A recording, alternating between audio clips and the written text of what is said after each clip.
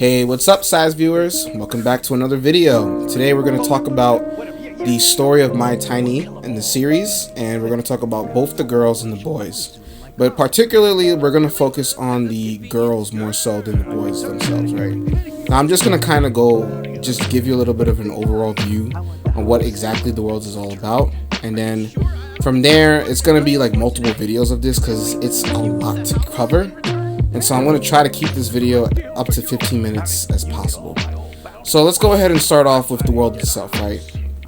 So My Tiny, the comic series, was created with a combination of me and three other friends. So there's two girls and one other boy.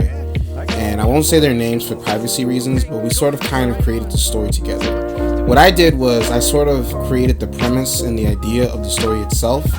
And what I did was I took an old story that I did on my Deviantart, and I essentially made the story cleaner and put more lore and thought to it, and also added a lot of influences from a lot of animes that I watch, right? So starting off with that, the series that I've been doing on YouTube is a massive isekai type story. So if you're familiar with anime, and those who may not be, an isekai is essentially when a character is transported from another universe or another dimension kind of thing. So it's basically, the whole concept of different universes and whatnot. But in this story, it's literally just one universe, right? There's two different universes. There's the girls' universe and then there's the boys' universe. And so what happens is that the story primarily focuses on the boys being transported to the girls' universe. And so that's kind of where the premise of the story takes place. So the story takes place mainly in the girls' universe, but the boys come from our world, technically the normal human world, and then they go into the giantess's world, where they interact with their bonds and as such. Now, in another video, I'll talk about what a bond is, and the lore of the bond itself is still ongoing. But as you guys continue to see me upload more posts, you'll start to see more of that lore being unraveled and what each represents. It's more than just them being a mirror of each other. There's a lot more important stuff and personality traits that go along with it.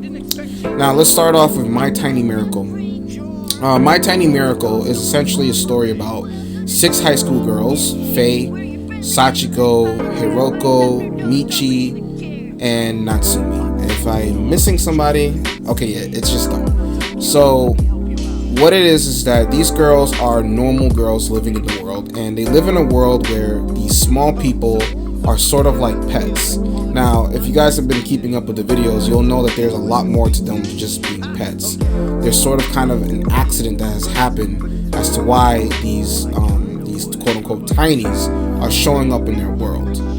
And the mentality in this world is that everybody follows rules, everybody follows the status quo, no one questions anything, and that's just how it is.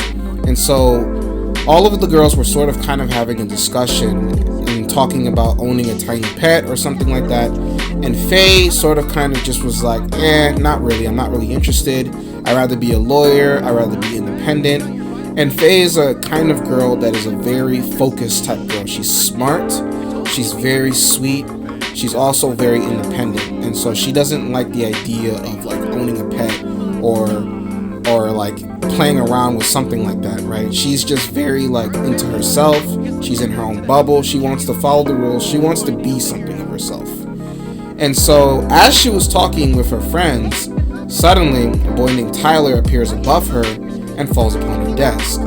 And so the funny thing is that when that happens, she's like talking and explaining to her friends, and they don't notice that Tyler appeared on her desk. She looks down, and both Tyler and her are shocked. Tyler sees a giant girl, and Tyler sees a quote-unquote mysterious tiny, who she thought belonged to somebody else. So you have that scene that happens where she takes him to the bathroom, and she kind of speaks with him. And as Tyler speaks with Faye, Tyler tries to explain to her that there's a problem in his world, and he's figured out that the disappearances most likely is happening to her world, right? And so Faye sort of kind of dismisses him as a very strange pet because number one, she doesn't know that their world exists. 2, she thinks that he's a pet and belongs to somebody else. And 3, it's unusual for Tyler to have so much intelligence. Now, I'm going to get more into that in another video about the other tinies that you guys haven't seen, the mindless, quote unquote.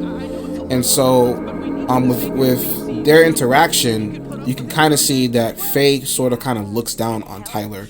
She doesn't see him as an equal. She sees him as just like a mere pet, you know. And equality is a big theme in this story. So as you guys will continue to watch more, you're going to see how that plays a big role in the entire story.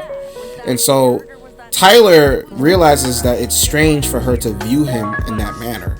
And so he strives on a massive mission to sort of kind of convince her that he's a human and that him and her are the same, that his world is the same as hers, and that the people around the other tinies are reportedly been transported to her world. But again, Faye doesn't believe that, neither do her friends. But as they were talking, all of her friends started to see that something is quite different about Tyler. And Faye was the only one that still had a very hard time accepting him. And that comes from her personality of being a very solemn rule follower of her world. And Tyler wants to break her out of that bubble. Now, during that entire story, now I'm not going to go into too much details, but during that entire story, he just goes on this mission to just change her mind, right? And he gets himself into a little bit of trouble with the teacher, with Sachiko, and if I'm not mistaken, with Hiroko, of course, everybody's favorite girl. So he gets himself to a little bit of trouble, and overall Faye gets upset when he actually gets captured by the teacher. And there's like a little moment where he speaks with the teacher, and he sort of kind of convinces the teacher somehow of her nature. The teacher, now I haven't gotten to like that specific part of the draft that we did for her as to why she came to like believe Tyler, but we'll get across to it eventually. Now, the first person to actually recognize Tyler as a human was actually Sachiko. Sachiko was the first character to actually see that he's human and that he's not some kind of pet. And it was enough for Sachiko and Tyler to become very close friends. And so you're going to start to see how Sachiko and Tyler have like this very close dynamic with each other. Even though like Tyler loves Faye, he has a special kind of respect for Sachiko for being smart enough to see past, you know, the whole way that she was taught. Now, going forward in the story, we reach towards the end where when the teacher actually gave Tyler back to Hiroko, Hiroko was sort of kind of angry because Faye became a very recluse after like not getting close with him. No, after getting close with him and then being taken away by the teacher. She thought that Tyler was confiscated forever and that he was given to the authorities because tinies like him is considered illegal in that world. But what Hiroko ended up doing, which was very sweet, was that she planned an entire birthday party so that she can sort of kind of give Tyler back to Faye and surprise her as friends. And all of her friends at this point have now recognized Tyler as a human. And so Faye has sort of kind of like is like close to it, but not exactly.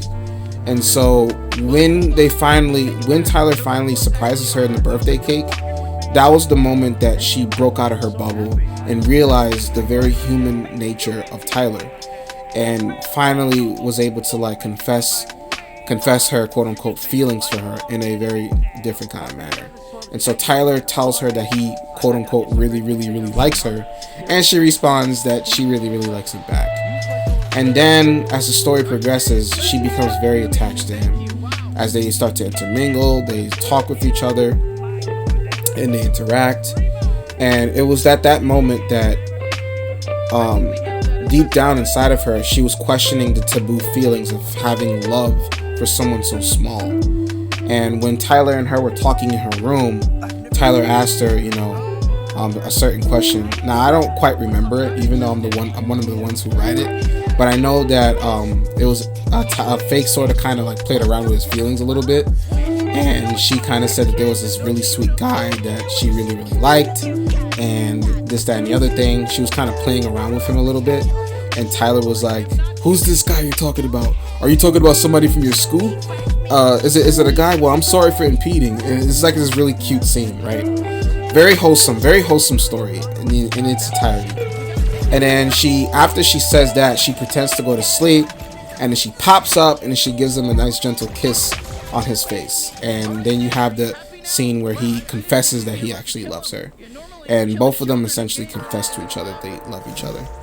And you have basically the beginning of a series that sets off a motion of a lot of different events that's going to happen throughout the story.